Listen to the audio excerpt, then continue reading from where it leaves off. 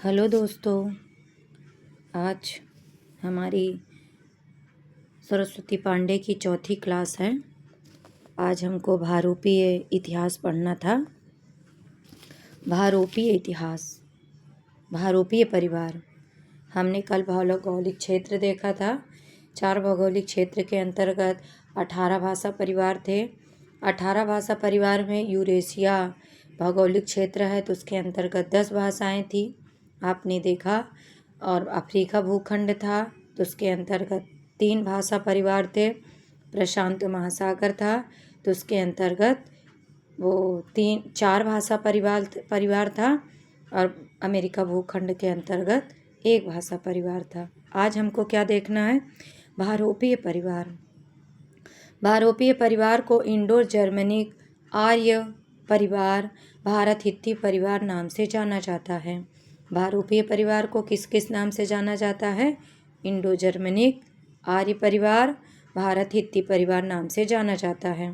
भारोपीय परिवार की कितनी शाखाएं हैं? 10 शाखाएं हैं।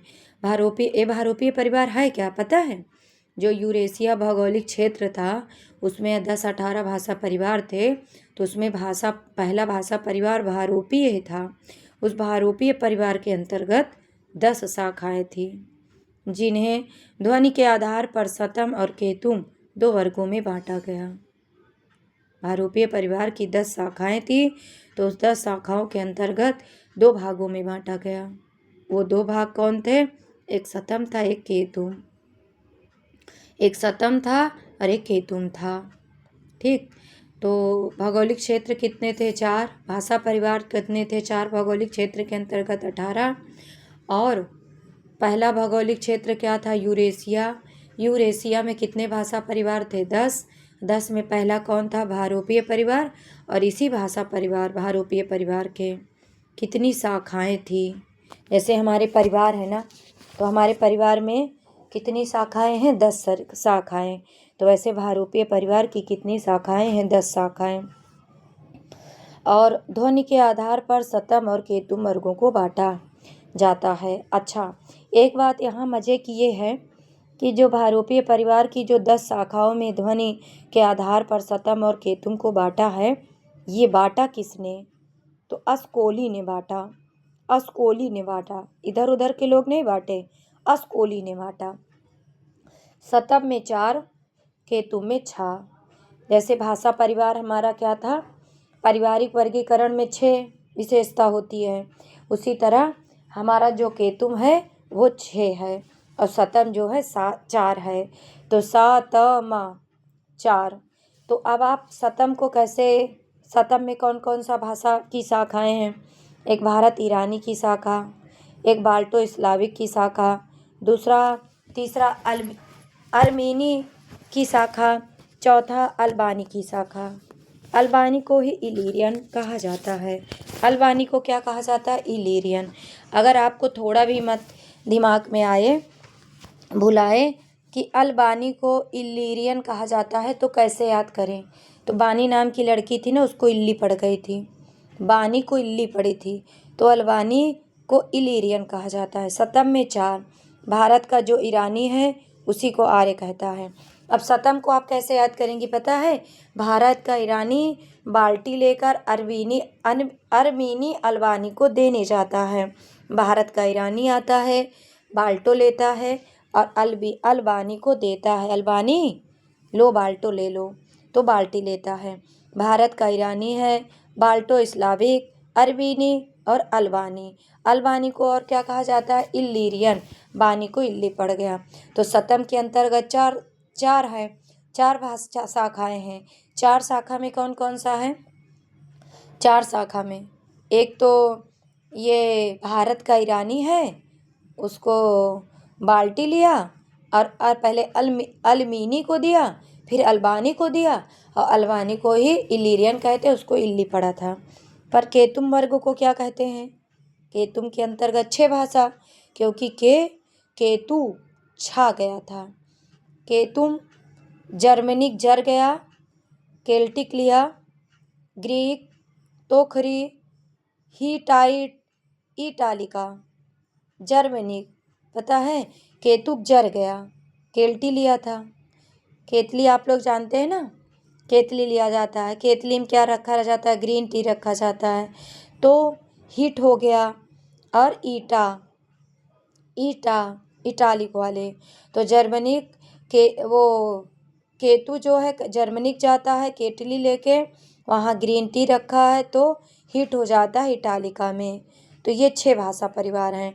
जर्मनिक, जर्मनिक, केल्टिक, ग्रीक, तोखरी, हिटाइट और इटालिक। इटालिक ग्रीसन ने भारत, देखिए यहाँ पर जब हम लोग अभी यूपी का पेपर दिए थे सब लोग, तो उसमें ये क्वेश्चन पूछा था कि ग्रीसन ने भाषा को कितने वर्गों में बांटा ना। तो भोलानाथ शंकर की बुक में मिला, भोलानाथ के बुक में मिला, या तो यहाँ मिला और बाकी कहीं मिला नहीं। तो वो ईरानी, अभी वहाँ पर देखिएगा आगे पेज मिलेगा कि वो 2 क्या था, एक पश्चिमी एक पूर्वी, यही 2। तो ग्रीसन ने भारत ईरानी की 3 उपवर्गों का उल्लेख किया। कितने उपवर्गों का उल्लेख किया? 3। अगर आपसे पूछा जाए कि ग्रीसन ने भारत ईरानी के कितने उपवर्गों का उल्लेख किया, तो 3। तो वो भारत का ईरानी जो 3 वर्ग में उन्होंने उल्लेख किया वो कौन कौन सा है? एक ईरानी है, एक दरद है, एक भारतीय आर्य भाषा। ईरानी को दरद नहीं, भारतीय आर्य भाषा पढ़ता है। ग्रीसन कहते हैं कि ईरानी को दरद नहीं है, ई वाली रानी को दरद नहीं है, भारतीय आर्य भाषा पढ़ रहा है। तो ईरानी, दरद, भारतीय आर्य भाषा। ईरानी साहित्य का प्राचीनतम धर्म ग्रंथ आवेस्ता। तो ईरानी का प्राचीनतम धर्म ग्रंथ कौन है? आवेस्ता, जो 7वीं सदी ईस्वी के। और आवेस्ता का अर्थ होता है शास्त्र। आवेस्ता का अर्थ क्या होता है? शास्त्र। आवेस्ता से अगर आपसे पूछा जाए कि आवेस्ता का अर्थ क्या होता है, तो शास्त्र होता है। आवेस्ता क्या है? ईरानी साहित्य का प्राचीनतम ग्रंथ है। ईरानी साहित्य का प्राचीनतम ग्रंथ है अवेस्ता, 7वीं सदी का है अवेस्ता। अर्थशास्त्र, अवेस्ता शास्त्र है। अवेस्ता को बैक्टीरिया की राजभाषा होने के कारण प्राचीन बैक्टीरियम भी कहा जाता है। कुछ लोग भूलवश अवेस्ता को जिद भी कहते हैं। अवेस्ता को लेकर के बहुत लोग जिद भी कहते हैं। अवेस्ता के सामने लोग जिद करने लगते हैं। महाकवि फिरदौसी का शाहनामा ईरान का राष्ट्रीय महाकाव्य है। देखिए, अगर आपसे पूछ ले कि ईरान का राष्ट्रीय महाकाव्य किसे माना जाता है, तो शाहनामा का। शाहनामा किसकी रचना है? फिरदौसी की। महाकवि फिरदौसी का शाहनामा ईरान का राष्ट्रीय महाकाव्य है। ईरान का राष्ट्रीय महाकाव्य शाहनामा महाकवि फिरदौसी का है। तो महाकवि फिरदौसी का शाहनामा ये ईरान का राष्ट्रीय महाकाव्य है। तो ईरान का राष्ट्रीय महाकाव्य कौन है? शाहनामा है। किसकी रचना है? फिरदौसी की रचना है।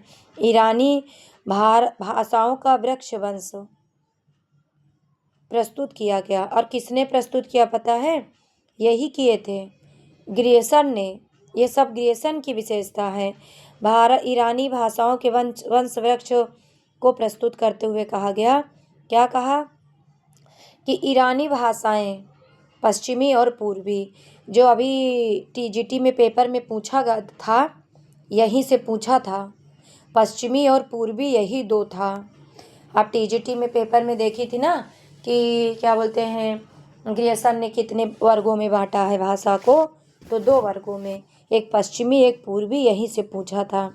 पश्चिमी में उन्होंने प्राचीन फारसी को रखा, प्राचीन फारसी को रखा। पर जो पूर्वी है ना, उसके अंतर्गत अवेस्ता और मोदियन पामीर को रखा। पर जो ईरानी भाषाओं को दो वंश रखा गया, एक पश्चिमी एक पूर्वी, तो पूर्वी का ही विकास हुआ, और वो भी अवेस्ता का। अवेस्ता वर्गिस्ता थी, पोस्तो थी, पहलवी थी, देवारी थी, बलूची थी, ओसेटिक और कुर्दी। पहलवी जो था हुज्जा रेस करता था, इसलिए पहलवी था, पहलवी है। और पाँच और ये आधुनिक आधुनिक फारसी भाषा है जो हम लोग पढ़ते हैं। दरज शब्द का अर्थ क्या है? पर्वत। देखिए, आप लोग को पता है ना कि पर्वत क्या होता है? हमारा कठोर। अब पर्वत हमारा कठोर पदार्थ है, तो पर्वत में कभी ना दर्द नहीं है, दर्द नहीं होता। पर्वत बहुत मजबूत, कहते नहीं, अरे इसका तो दिल जो है ना पर्वत के जैसे मजबूत है, मतलब उसके अंदर दर्द नहीं है। तो दर्द का अर्थ क्या है? ये पर्वतो। और आवेस्ता का अर्थ क्या है? शास्त्र। आवेस्ता का अर्थ क्या है? शास्त्र। आपने अभी आवेस्ता का अर्थ क्या देखा? शास्त्र देखा ना। तो इसी तरह दरद का अर्थ क्या होता है? पर्वत। दरद भाषाओं का क्षेत्र पमीर और पश्चिमोत्तर पंजाब है। दरद उपवर्ग की प्रमुख उपभाषाएं काश्मीरी थी, सीना थी, चित्राली थी, काफिर थी, कोहिस्तानी थी। आपने एक चीज़ देखा था, काफिर यहाँ है ना, तो हम लोग जब आकृतिक मूलक वर्गीकरण पढ़े थे तो उसमें माफोर था। माफोर भाषा किस भाषा के अंतर्गत आता है? माफोर उसके अंतर्गत आता है अश्लिष्ट के अंतर्गत। अश्लिष्ट के अंतर्गत, अश्लिष्ट में जो पूर्वांत था, पूर्व और अंत दोनों में प्रत्यय लगता है, वही होता है अश्लिष्ट। अश्लिष्ट। और यहाँ पर काफिर है। तो दरद उपवर्ग की प्रमुख भाषाएं कौन है? जिसको दरद का अर्थ होता है पर्वत। बहुत अच्छा क्वेश्चन है कि दरद उपवर्ग की प्रमुख भाषाएं कौन है? तो काश्मीरी को दर्द नहीं, सीना में नहीं दर्द है, इसीलिए लोग चित्र खींचते हैं। चित्रा, तो काश्मीरी चित्रा को, जो चित्रा काश्मीरी है उसको, उसके सीना में दर्द नहीं है। चित्रा के सीना में दर्द नहीं है, काश्मीरी है। काफिर कोहिस्तानी, काफ़ी है और कोहिस्तानी है, बड़ी कोहिस्तानी है। तो याद रखिए दरद उपवर्ग की कौन कौन सी प्रमुख भाषाएं हैं? तो काश्मीरी है और सीना है, चित्राली है, काफिर है, कोहिस्तानी है। तो कोहिस्तानी है। कैसे है कि जैसे आप कैसे इसको याद करेंगी? दर्द नहीं है काश्मीरी को, सीना में, चित्रा, काफिर, कोहिस्तानी। भारतीय आर्य भाषाएं इम्पॉर्टेंट है यहाँ से। अब भारतीय आर्य भाषा को आपसे पूछेगा कितने वर्गों में बांटा गया? तो 3 वर्गों में बांटा गया। भारतीय आर्य भाषा को कितने वर्गों में बांटा गया? 3 वर्गों में। प्राचीन आर्य भाषा समूह को काल के कालक्रम की दृष्टि से बांटा गया। पहला प्राचीन भारतीय आर्य भाषा, दूसरा मध्यकालीन भारतीय आर्य भाषा, तीसरा आधुनिक भारतीय आर्य भाषा। देखिए, जो सरस्वती में है उसको मत याद करिए, जो वासुदेव नंदन में है ना, उसको प्राचीन भारतीय आर्य भाषा का हम वासुदेव नंदन के हिसाब से देखेंगे। 1500 ईसा पूर्व से 1500 ईसा पूर्व और 1500 ईसा पूर्व, अच्छा 1500 ईसा पूर्व से इन्होंने 500 ईसा पूर्व माना। 1500 से स्टार्टिंग, जो यहाँ पर 2000 है ना, उसको 1500 कर लीजिए, क्योंकि वासुदेव नंदन में 1500 लिखा है, वो प्रमाणित बुक है। तो प्राचीन भारतीय आर्य भाषा को 1500 ईसा पूर्व से 500 ईसा पूर्व, प्राचीन भारतीय आर्य भाषा को 2 भागों में बांटा गया। 2 भाग हैं, एक वैदिक संस्कृत, एक लौकिक संस्कृत। अब आप वैदिक संस्कृत का टाइम क्या बताएंगी? 1500 से 1000, और लौकिक संस्कृत का 1000 से 500। याद रखिएगा, ये इम्पॉर्टेंट है टाइम। तो वैदिक संस्कृत जो प्राचीन भारतीय आर्य भाषा है 2000 नहीं, 1500 ईसा पूर्व से 500 ईसा पूर्व। और वैदिक संस्कृत को 2 भागों में बांटा गया, एक वैदिक संस्कृत, एक लौकिक संस्कृत। जो वैदिक संस्कृत था वो 1500 से 1000 ईसा पूर्व था, और जो लौकिक संस्कृत था वो 1000 से 500 था। लौकी एक पहले 1000 में, फिर 500 में, घाटा लग गया। लौकी बेची ना, बिजनेस किए लौकी का, तो पहले लौकी 1500 में बिका, फिर लौकी 500 में बिका। तो 500 ईसा पूर्व से 1500 ईसा पूर्व से 1000 ईसा पूर्व वैदिक काल था, और 1000 से लेकर 500 ईस्वी तक, ईस्वी पूर्व, ये हो गया, क्या हो गया? लौकिक संस्कृत। अब है मध्यकालीन भारतीय आर्य भाषा। 500 ईसा पूर्व से 1000, 500 से 1000 ना। तो मध्यकालीन में पाली प्रकृति अपभ्रंश, देखिए याद रखिए कि मध्यकालीन भारतीय आर्य भाषा में जो इन्होंने इसके कभी कभी क्रम पूछता है, तो क्रम याद रखिए। पहले पाली आया, फिर प्रकृति आया, फिर अपभ्रंश आया, फिर अवहट्ट आया, फिर पुरानी हिंदी आया, फिर हिंदी आया। पाली आया, प्रकृति आया, अपभ्रंश आया, अवहट्ट आया, फिर पुरानी हिंदी आया। पुरानी हिंदी फिर हिंदी आया, हमारी हिंदी का विकास। तो प्राचीन भारतीय आर्य भाषा में आपने क्या देखा, वैदिक संस्कृत से लौकिक संस्कृत, 2 भाग। मध्यकालीन भारतीय आर्य भाषा के पाली प्रकृति अपभ्रंश। अब देखिए, पालने के लिए 500 रुपया चाहिए, पालने के लिए 500 रुपया चाहिए, पर एक व्यक्ति देता है। तो पालने के लिए 500 व्यक्ति को एक व्यक्ति पाल सकता है, पर प्रकृति, हमारी प्रकृति जो है एक ही तो है, जो प्राकृतिक चीज़ें हैं एक है। आकाश हो गया एक, धरती हो गया एक, तो प्राकृतिक 1 से लेकर 500 ईस्वी तक, अपभ्रंश जो है 500 ईस्वी से 1000 ईस्वी तक, और हिंदी का विकास, आधुनिक भारतीय आर्य भाषा का विकास 1000 से। देखिए वहाँ पर बिहार में पेपर था, तो वहाँ पर ये क्वेश्चन पूछा था कि हिंदी का विकास कब हुआ, 1000 ईस्वी से। तो आधुनिक भारतीय आर्य भाषा से पूछेगा तो 1000 ईस्वी से। तो अगर आपसे पूछता है कि हमें भारतीय आर्य भाषाओं का क्रम बताइए, तो वैदिक संस्कृत, लौकिक संस्कृत, पाली, प्रकृति, अपभ्रंश, अवहट्ट, पुरानी हिंदी, फिर हिंदी। अब हम प्राचीन भारतीय आर्य भाषा, प्राचीन भारतीय आर्य भाषा को क्या देखेंगे कि वैदिक संस्कृत, प्राचीन भारतीय आर्य भाषा की वैदिक संस्कृत। प्राचीन भारतीय आर्य भाषा का प्राचीनतम नमूना, प्राचीन भारतीय आर्य भाषा का प्राचीनतम नमूना जो था वो कैसा नमूना था, प्राचीनतम भारतीय आर्य भाषा का प्राचीनतम नमूना वैदिक साहित्य में दिखाई देता है। वैदिक साहित्य का सृजन वैदिक संस्कृत में हुआ। वैदिक साहित्य का सृजन किस में हुआ, वैदिक संस्कृत में हुआ। वैदिक संस्कृत को वैदिकी भी कहा गया, वैदिक भी कहा गया, छंदस भी कहा गया, आदि भी कहा गया। वैदिक संस्कृत को 3 भागों में वर्गीकृत किया गया।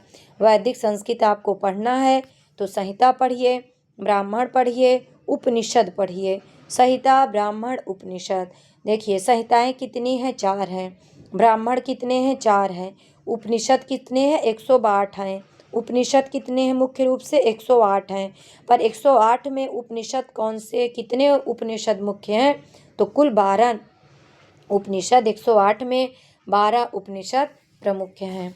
देखिए यहाँ से कभी कभी क्वेश्चन फंसा देता है, और थोड़ा वीडियो ध्यान से सुनिएगा तो आपको, देखिए सुनने से अच्छा है कि आप सुनिए, पर बुक लेके सुनेंगी ना तो आपको समझ में आएगा कि ये कह क्या रहा है ये वैदिक संस्कृत में।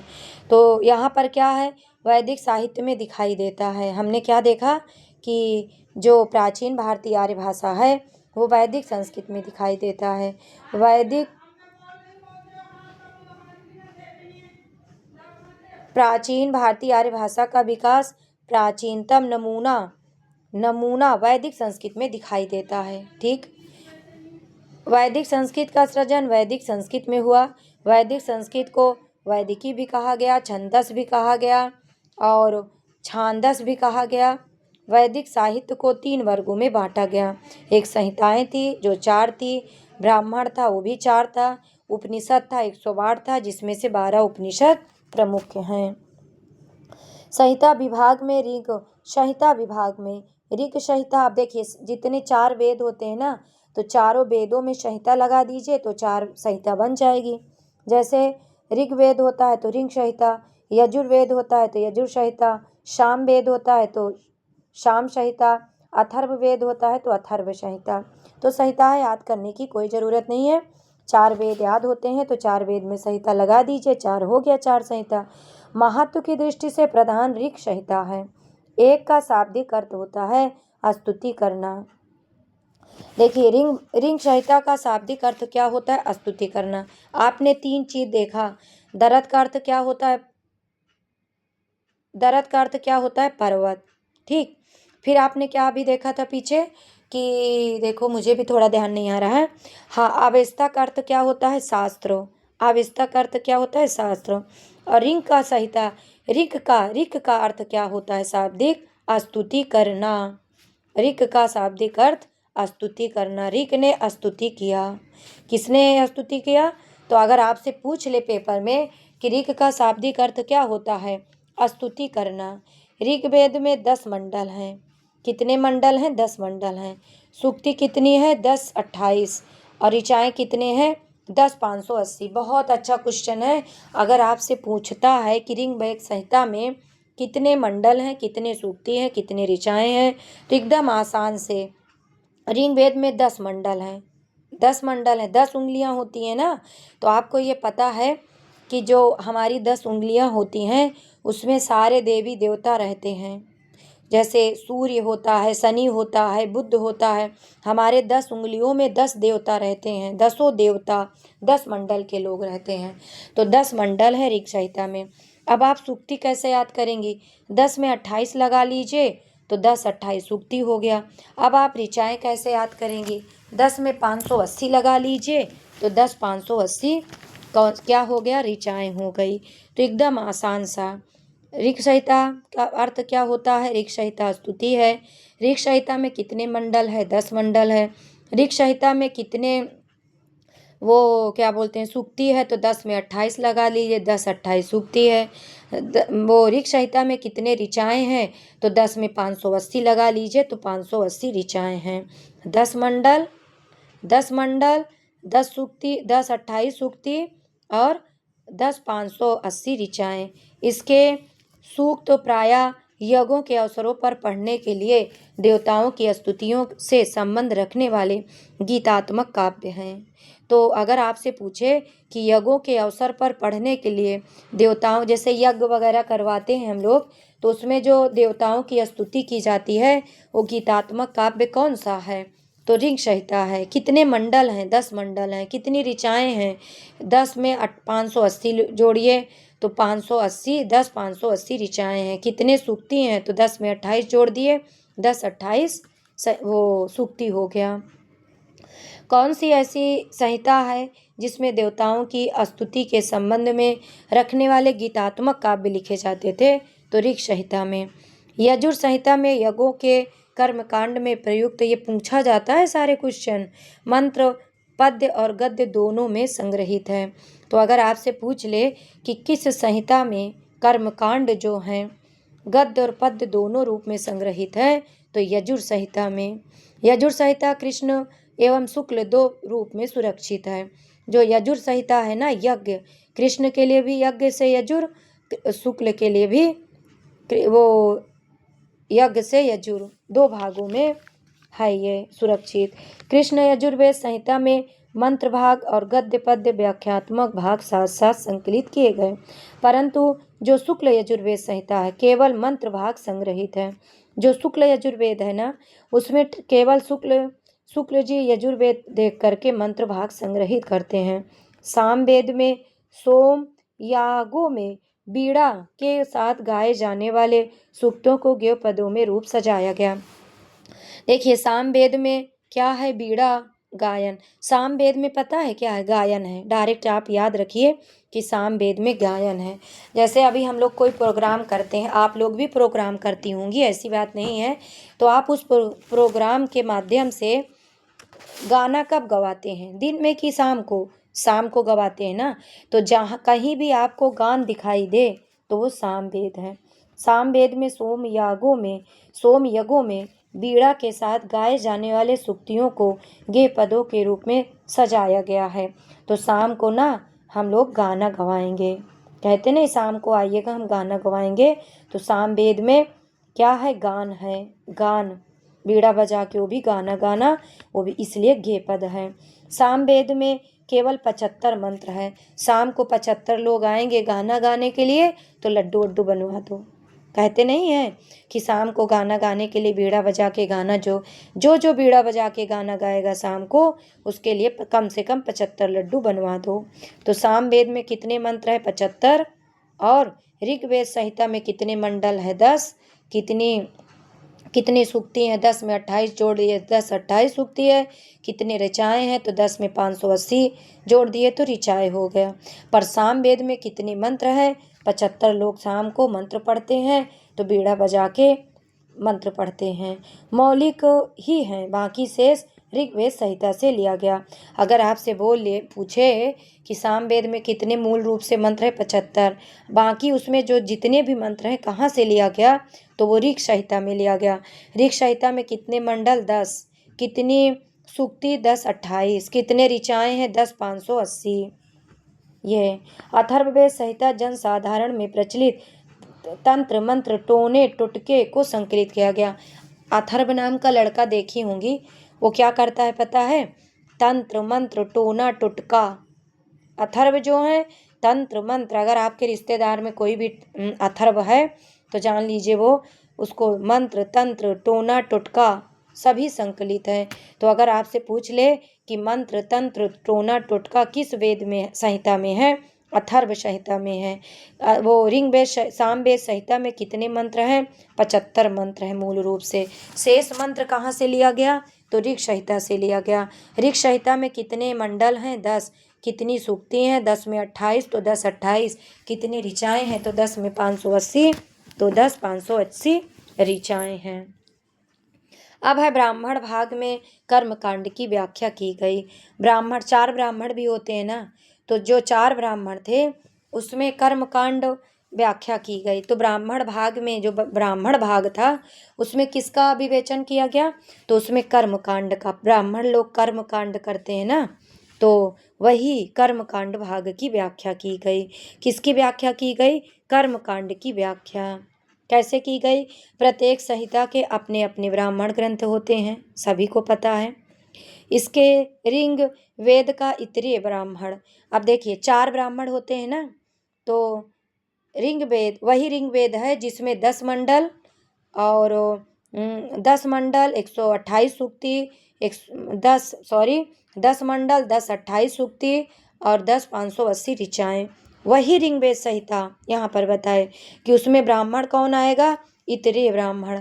कुछ ऐसे ब्राह्मण होते हैं जो जिसको ऋग्वेद आता है वो इतराने लगते हैं। हम बोलेंगे चलिए वो ऋग्वेद संहिता आपको आता है ब्राह्मण जी, चलिए हमारे यहाँ सुना दीजिए, तो खूब इतराएंगे, नहीं अभी टाइम नहीं है कल आएंगे, अभी नहीं है कल आएंगे, ऐसे ब्राह्मण लोग इतराने लगते हैं। सॉरी, ऐसा कुछ कहने का मतलब नहीं है मेरा, सिर्फ इसके लिए कह रही हूँ कि थोड़ा याद आ जाए कि इतरे ब्राह्मण किस संहिता से लिया गया, तो ऋग संहिता से लिया गया। सामवेद से क्या लिया गया, तांडव और पंचबीस ब्राह्मण।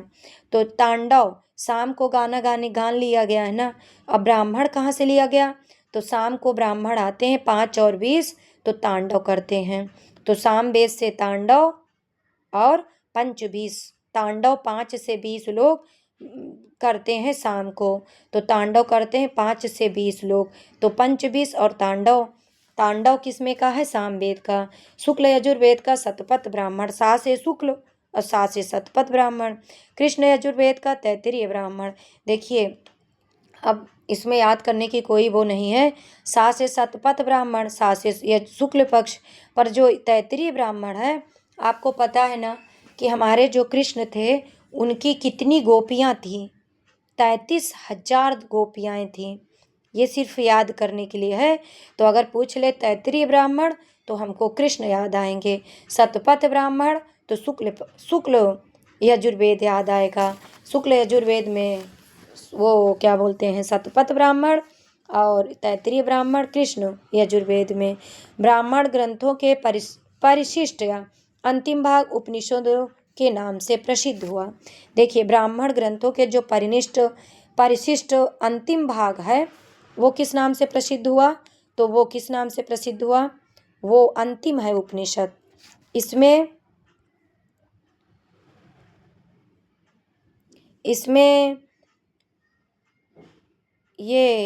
क्या है, इसमें जो सॉरी थोड़ा डिस्टर्ब हो गई, देख रही थी इधर कि ब्राह्मण ग्रंथों के कितने हैं परिशिष्ट में? अंतिम भाग उपनिषदों के भाग हुए।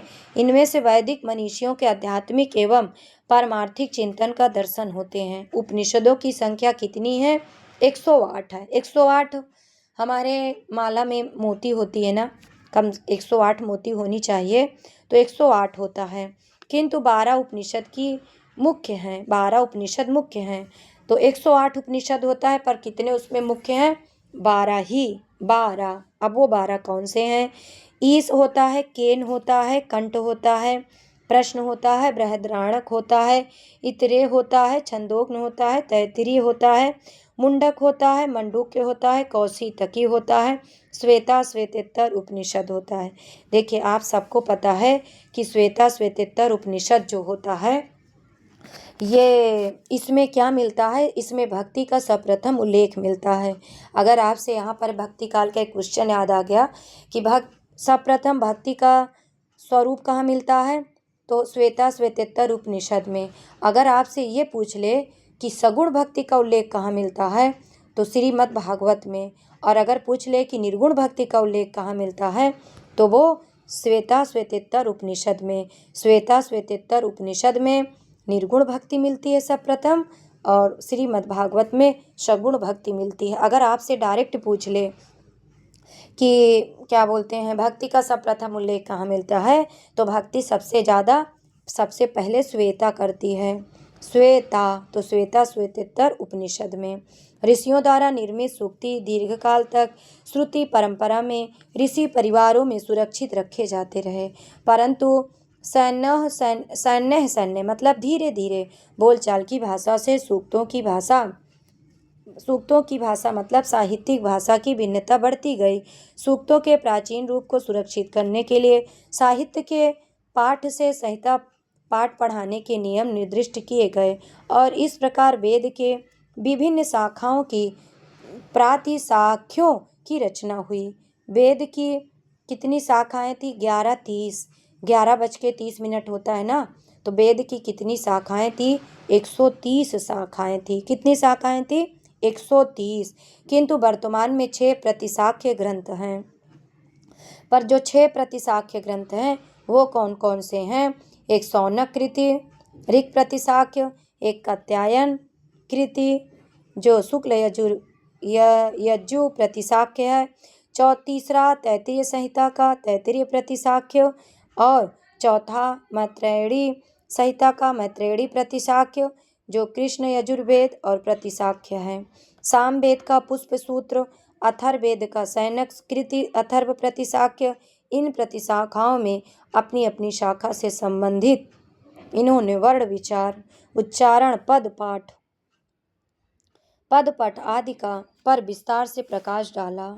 ये ग्रंथ वैदिक काल में सैद्धांतिक एवं प्रायोगिक ध्वनि विज्ञान के ग्रंथ हैं। अब है वैदिक संस्कृत। वैदिक संस्कृत में डॉक्टर धीरेन्द्र वर्मा, उदय नारायण तिवारी, 2 लोग। कौन कौन से? वो धीरेन्द्र वर्मा, उदय नारायण तिवारी, और वो कपिल देव द्विवेदी प्रभृति विद्वानों ने वैदिक ध्वनियों की संख्या कितना माना? 52 माना। 13 स्वर तथा 39 व्यंजन। हरदेव बाहरी ने एक और मान के 14 वैदिक ध्वनियाँ मान ली। देखिए यहाँ पर एक बात कई क्वेश्चन है कि हमारे हिंदी में 52 हिंदी में कितने हैं? 52 में से 52 ही हैं वर्ण हैं। फिर हमें यहाँ पर वैदिक काल में, आपने सबसे पहले वैदिक काल आता है ना, तो वैदिक काल में कितना था? वैदिक काल में 52 वर्ण थे, जिसमें से 13 स्वर और 39 व्यंजन। हरदेव बाहरी को बर्दाश्त न हुआ, 13 से उन्होंने 14 कर दिया। 14। देखिए पढ़ाते पढ़ाते एक बात मुझे याद आ गई कि यही हरदेव बाहरी, जब हम दृष्टि पढ़ेंगे तो उसमें नई कविता होती है, तो नई कविता में एक परिमल नाम की गोष्ठी हुई थी, और उस परिमल नाम की गोष्ठी में 2 व्यक्ति शामिल थे, एक लक्ष्मी थी, एक हरदेव बाहरी। और यही हरदेव बाहरी वैदिक काल में 13 स्वर को 14 बना दिए, यही वैदिक काल में। और वैदिक के बाद लौकिक आता है ना, तो लौकिक में कितना माना गया? 48 ध्वनियाँ मानी गई। अब उसमें एक मोगलान है, एक कच्चायन है। जो कच्चा है वो 8 स्वर 33 व्यंजन माना, और जो मोगलान है उसने 10 स्वर और 33 व्यंजन माना। तो ये हो गया हमारा पाली में। और लौकिक संस्कृत मैंने आपको पाली का बता दिया। लौकिक संस्कृत में कितने हैं? लौकिक संस्कृत में 48 ध्वनियाँ हैं। अब देखिए 48 ध्वनियाँ में चार ध्वनियाँ कौन गायब हो गई? कबूतर, लहा और जिहामूली और उपमध्य, ये 4 गायब हो गया। तो और वैदिक हो गया, वैदिक में 52 वर्ण थे। लौकिक हो गया, उसमें कितने थे? लौकिक में वो क्या बोलते हैं, कितने थे? 48 था। 4 कौन गायब हो गया? कबूतर, लहा मतलब का गायब हो गया, लहा गायब हो गया, और जिहामूली और उपमध्य। फिर हमारे वैदिक संस्कृत के बाद किस में देखते हैं? पाली में देखते हैं। पाली में कितनी ध्वनियाँ थी? एक 43 मानता है, एक 41 मानता है। फिर हम पाली के बाद प्रकृति में, जो पाली में है वही प्रकृति में है। फिर अपभ्रंश में 8 स्वर देखते हैं। अपभ्रंश के बाद हिंदी में 11 स्वर देखते हैं ना। तो ये सबके क्रम हैं। अब है वैदिक स्वर 13 होते हैं, जिसमें से आप सबको पता है कि वैदिक काल में छोटा आ बड़ा, छोटी ई बड़ी ई, छोटा ऊ बड़ा ऊ, री ली और ली। और इस बार उस दिन टीजीटी पेपर में पूछा था कि वैदिक काल में कौन सी मूल ध्वनियाँ नहीं हैं। बहुत सारे बच्चों ने गलत किया। वहाँ छोटा आ, छोटी ई, छोटा ऊ और ये ली होता है। पर आपको पता है कि इसमें अगर आपसे पूछा जाए कि वैदिक काल की कौन सी ध्वनियाँ हिंदी में लुप्त हो गई, तो ला में जो नीचे ली लगा है वो लुप्त हो गया, वो हिंदी में है ही नहीं है। पर री का प्रयोग कभी कभी कर लिया जाता है। वैदिक व्यंजन कितने हैं? 39। अब 39 आप कैसे पढ़ेंगी कि कंठ, तालु, मूर्धा, दंत, ओष्ठ ये स्थान है। अल्प प्राण, महाप्राण, देखिए ये तो ठीक ही है, मैं आपको शॉर्टकट में बता देती हूँ। महाप्राण कौन सा होता है? 24 का मतलब ये क्या होता है कि जैसे 2 और 4, 24 महाप्राण। ठीक, महाप्राण है। अब महाप्राण में 24 मतलब खा और घा, ये महाप्राण है। बाकी और कौन बचा? अघोष, अरे सॉरी, महाप्राण, अल्प प्राण, महाप्राण। तो अल्प पहले महाप्राण सोचिए कि महाप्राण व्यक्ति 2 था, एक 2 और एक 4, मतलब पहला दूसरा स्थान व्यंजन के जो जितने भी व्यंजन हैं, व्यंजन के दूसरा और चौथा स्थान महाप्राण होता है। और कौन सा होता है? अघोष, सॉरी, वो तीनों सा होता है और हा होता है। अब आपको बार बार भूल आता होगा कि मैम अंतस्थ अल्प प्राण होता है कि वो ये तीनों, ये जो देखिए ध्यान नहीं आ रहा है मेरे बोलते बोलते, तीनों सा जो हा ये महाप्राण है। तो आपको थोड़ा एक लॉजिक लगा लीजिए कि तीनों सा और हा महाप्राण क्यों हैं? क्योंकि ये जो 2 सा है, एक तालव्य सा, एक मूर्धन्य सा, ये संस्कृत के सा हैं, इसलिए ये महाप्राण है। ये संस्कृत से महान प्राण लेके निकले हैं। तो महाप्राण में तीनों सा और हा आ जाता है, 2 और 4 आ जाता है। अल्प प्राण में बाकी जितने भी स्वर बचे, जितने भी स्वर व्यंजन बचे, सब महाप्राण आ जाता है। जैसे कि सारे स्वर अल्प प्राण हैं, अल्प प्राण, और 135 अल्प प्राण है। अंतस्थ अल्प प्राण है कि महाप्राण है? तो अंतस्थ भी जो है अल्प प्राण है, अल्प प्राण। अब आप यहाँ पर आपने घोष और अघोष देख लीजिए कि पहला और दूसरा क्या होता है? पहला और दूसरा अघोष होता है। 1 और 2 लोग आते हैं, 3, 4, 5 लोग घुस जाते हैं, सघोष है। और संस्कृत से आया है तो तीनों सा आया है तो अघोष है। और आ से वो जो अंतस्थ है वो अल्प प्राण है और सघोष है। फिर हम यहाँ पर क्या देखेंगे? अगर सारे स्वर पूछे तो सारे स्वर अल्प प्राण होते हैं और सारे स्वर घोष भी होते हैं, सारे स्वर घुसे रहते हैं। घोष कहिए या सघोष एक ही मतलब है। अब है यहाँ वैदिक संस्कृत। वैदिक संस्कृत में वैदिक संस्कृत श्लिष्ट योगात्मक है। हमने क्या देखा था कि संस्कृत श्लिष्टात्मक है, श्लिष्ट है कि अब आपसे ये पूछ ले, क्योंकि प्रोफेसर सहगल ने बांटा था ना आकृतिक मूलक वो भाषा को 3 भागों में। एक श्लिष्ट था, श्लिष्ट में प्रा लगा प्रश्लिष्ट हो गया, श्लिष्ट में आ लगा अश्लिष्ट हो गया, तो इसलिए वो श्लिष्ट वाला है। श्लिष्ट था तो उसके 2 ही भाग थे, एक बहिर्मुखी एक अंतर्मुखी। जो बहिर्मुखी था वो भी संयोगात्मक वियोगात्मक था, जो अंतर्मुखी था वो भी संयोगात्मक वियोगात्मक था। तो ये वैदिक संस्कृत श्लिष्ट भाषा है, योगात्मक भाषा है। क्यों? क्योंकि इसके प्रत्यय उपसर्ग साथ में रहते हैं।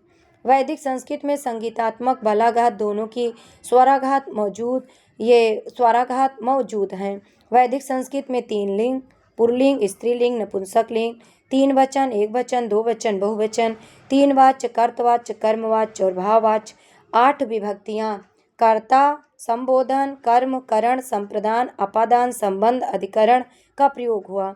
कर्ता है, संबंध है, कर्ता है, वो संबोधन है, कर्म है, करण है, संप्रदान है, अपादान है, संबंध है, अधिकरण है का प्रयोग होता है। तो 8 विभक्तियों का। वैदिक संस्कृत में धातुओं के रूप में धातु की बात करेंगे तो आत्मनेय और परस्मय 2 पदों चलते हैं। कौन कौन सा पद चलता है? आत्मनेय पद और परस्मय पद, 2 ही पद चलता है। भोलानाथ तिवारी ने वैदिक संस्कृत के केवल तत्पुरुष समास और कर्मधारय समास बहुव्रीहि द्वंद्व के 4 ही भेद बताए। बहुत अच्छा क्वेश्चन है, कामता प्रसाद गुरु ने भी बताया। और अगर आपसे पूछ ले भोलानाथ तिवारी, आजकल पेपर में भोलानाथ तिवारी को बहुत आयोग पकड़ रहा है, इसलिए याद रखिएगा कि वैदिक संस्कृत में किसने 4 ही समास बताया, एक तत्पुरुष समास, एक कर्म, एक बहु, एक द्वंद्व। पुरुष कर्म करता है तो बहु से द्वंद्व करता है। तत्पुरुष समास, कर्मधारय समास, बहुव्रीहि समास, द्वंद्व समास, ये वैदिक संस्कृत के 4 समास हैं भोलानाथ तिवारी के अनुसार। तो ये हमारा हुआ वैदिक संस्कृत। अब है थोड़ा सा है देख ही लेते हैं, फिर मध्यकालीन कल देख लेंगे। अब है वैदिक संस्कृत। वैदिक संस्कृत में काल, भाव, क्रियार्थक मिलकर क्रिया के 10 प्रकार रूपों का प्रयोग हुआ। 10 प्रकार रूपों के। क्रिया के कितने रूप होते हैं वैदिक काल में अगर पूछ ले तो 10। ऋग्वेद में कितने मंडल होते हैं? 10। कितनी ऋचाएँ होती हैं? 10 580। कितनी सुक्ति है? 10 28। और 10 प्रकार किसके होते हैं? क्रिया के। काल कितने होते हैं? काल तो वैदिक काल में काल जो होता है, इन्होंने कितना काल बताया? 4। एक वर्तमान लट लकार, परोक्ष या संपन्न को लिट को, ये वैदिक काल में है। लंग लकार अद्यतन और संपन्न, लुंग लकार सामान्य भूत। अब है छा भाव। छा भाव में कौन कौन सा भाव होएगा? एक लोट आज्ञा, लोट लोट के बच्चे लोग आज्ञा मांग लेते हैं। विधि लिंग में संभावार्थ, विधि को संभावना दिखाती है। आशीर्वाद लिंग इच्छायार्थ, आशीर्वाद इच्छा से देते हैं। लिंग हेतु सद्भाव का निर्देश है। लेट अभिप्राय, लेट करके अभिप्राय पूछते हैं। और छठवा है इसका लेंग लकार निर्बध्य, क्रियाओं के काल और भाव भेद को ही लकार कहते हैं। बहुत अच्छा क्वेश्चन है कि पूछ ले क्रियाओं के काल और भाव को क्या कहते हैं, तो क्रिया के काल और भाव को क्या कहते हैं? लकार कहते हैं। वैदिक संस्कृत में विवरण की भिन्नता के अनुसार धातुओं के कितने गण होते हैं? तो 10 गण होते हैं। अब वो 10 गण कौन है? एक गण है, एक विकरण है, फिर गण है, फिर विकरण है। तो अगर पूछा जाए कि भावादि गण के विकरण क्या है? आ। और आदादि गण के विकरण क्या है? ये विकरण रहित है। और ये जहोत्य आदि गण के विकरण क्या है? द्वित्व है। और उसके बाद दिवादि गण के विकरण क्या है? या है। स्वादि गण के विकरण क्या है? नु है। स्वादि नु लेते हैं, दिवा या, जहो द्वित्व, आदादिगण में विकरण रहित है, विकरण है ही नहीं है। और भावादिगण में आ, भाव आ। फिर है तुदादिगण में आ, रुधादिगण में न, तनादिगण में उ, क्रयादिगण में न, चुरादिगण में अय। चुरा के अय, चुरा लोगे अय। अब है लौकिक संस्कृत। प्राचीन भारतीय आर्य भाषा का वह रूप जिसका पारणिक अष्टाध्यायी में विवेचन किया गया वह लौकिक संस्कृत कहलाता है। लौकिक संस्कृत में 48 ध्वनियाँ शेष रह गई। वैदिक संस्कृत की 52 ध्वनियाँ वह लौकिक संस्कृत में थी ना, तो वह 52 ध्वनियाँ कौन सा इसमें लौकिक संस्कृत में गायब हो गया, जो 48 हो गया। ये जो अभी विशिष्ट एक व्यंजन माना गया है मराठी का ला, ये मराठी का ला है, अभी इसको एक विशिष्ट व्यंजन मान लिया गया मानक हिंदी में। तो ये ला, लहा, जिया मूल्य उपमाध्यनीय के लुप्त होने से लौकिक संस्कृत में 48 ध्वनियाँ शेष रह गई। अब है मध्य भारतीय आर्य भाषा, इसको कल देखेंगे। बस आज के लिए इतना ही। धन्यवाद। सुनिएगा ज़रूर। अगर पसंद आए तो लाइक कर दीजिएगा, कमेंट भी कर दीजिएगा अगर पसंद आए तो, नहीं तो कोई बात नहीं, देखिएगा ज़रूर। मुझे भी लगे कि नहीं हम अच्छा कर रहे हैं।